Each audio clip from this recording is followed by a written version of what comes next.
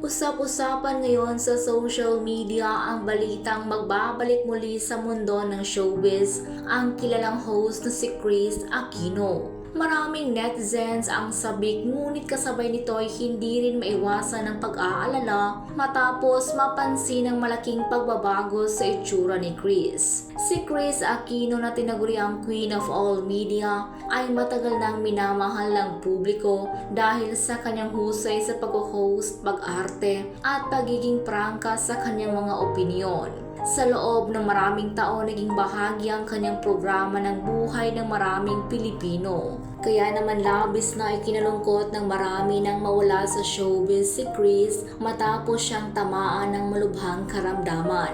Matatandaan na ilang taon na rin humaharap si Kris sa seryosong karamdaman. Siya ay na-diagnose ng mga autoimmune diseases kung saan inaatake ng sariling immune system ang kanyang katawan. Dahil dito, kailangan niyang magpagamot sa ibang bansa at pansamantalang lumayo sa showbiz upang tutukan ang kanyang kalusugan.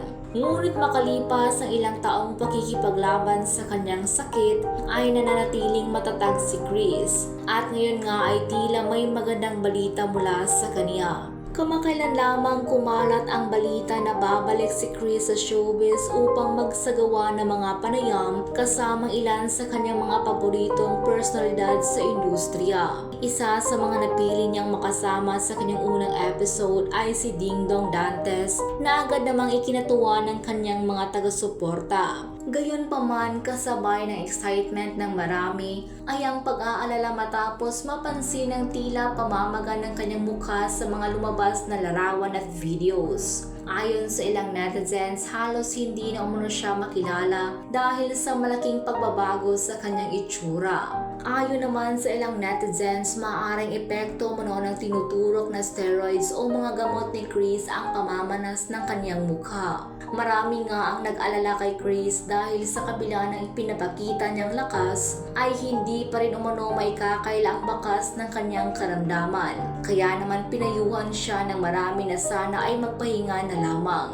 Marami ang nagsasabing mas mahalaga ang kanyang kalusugan kaysa sa anumang pagbabalik sa kamera at umaasa silang tuluyan na siyang gagaling. Sa kabila nito, patuloy ang pagbuhos ng suporta at panalangin ng kanyang mga fans. Para sa kanila, mukhang gusto na talagang bumalik sa pag-host si Kris na mahal itong gawin noon.